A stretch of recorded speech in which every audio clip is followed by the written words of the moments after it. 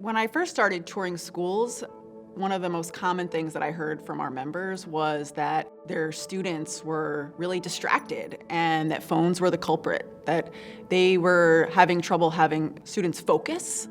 I would visit a school and walk down the hallways and kids would be running into me because they'd be staring down at their phone. Or I would go to a lunchroom in a middle school and it would be silent. Kids wouldn't be talking. They were just sitting there playing games or watching YouTube during lunch.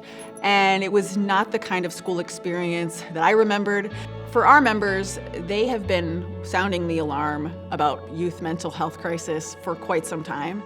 We were in the process of fighting back against the social media companies and fighting for the legislation that would ban these addictive algorithms. The first bill specifically banned the use of addictive algorithms for minors, so those under 18.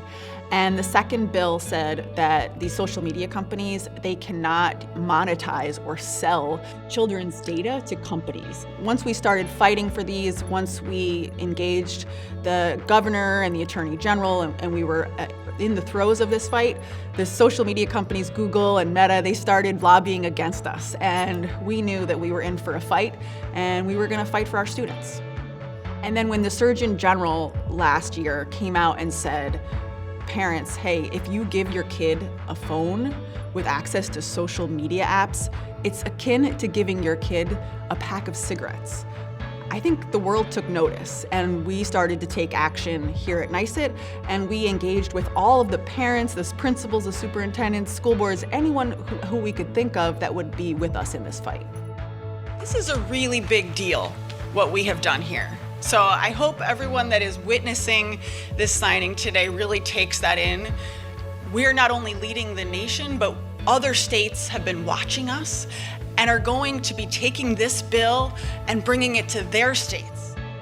And as soon as we got that done, we knew that the next step was to fight for distraction-free learning environments or phone-free schools. We had sort of circled the problem, but there was not a real clear solution. We didn't know what was the best thing to do, especially in schools.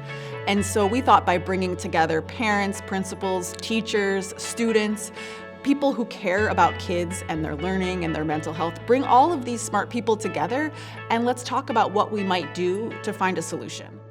I think at the Disconnected conference, people heard from some of the places who had already gone phone-free, and when they heard about the transformation that has happened in those schools in terms of the school climate and culture, they wanted it.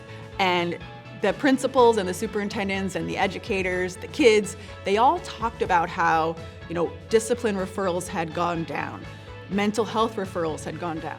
It was really important for us to include student voices as part of this conversation because high school kids, they're almost adults, right? And we wanted to hear what they had to say, but also to hear from the students who had actually experienced a phone-free school situation. Being addicted to devices that are meant to be addicting. That's not the student's fault. This is not collective punishment, but it's collective protection. All of these voices led to the sort of collective resolve that we got to do something about this and we have to do it now. We are here united in a common goal, creating healthier, safer, and more focused learning environments for our children through distraction-free schools. We now have a bell-to-bell, cell phone-free policy for all of our schools across New York State, probably the most strong law in the whole nation. New York is now the largest state in the nation with a K-12 bell-to-bell cell phone ban because of all of you. No other state can do what we're doing here because we stand up for our kids and we fight. I firmly believe that by giving kids 7 hours a day without their phones, without their earbuds and their watches and their distractions, we're giving them their childhood back. And I am so proud that our union has been a leader in this fight.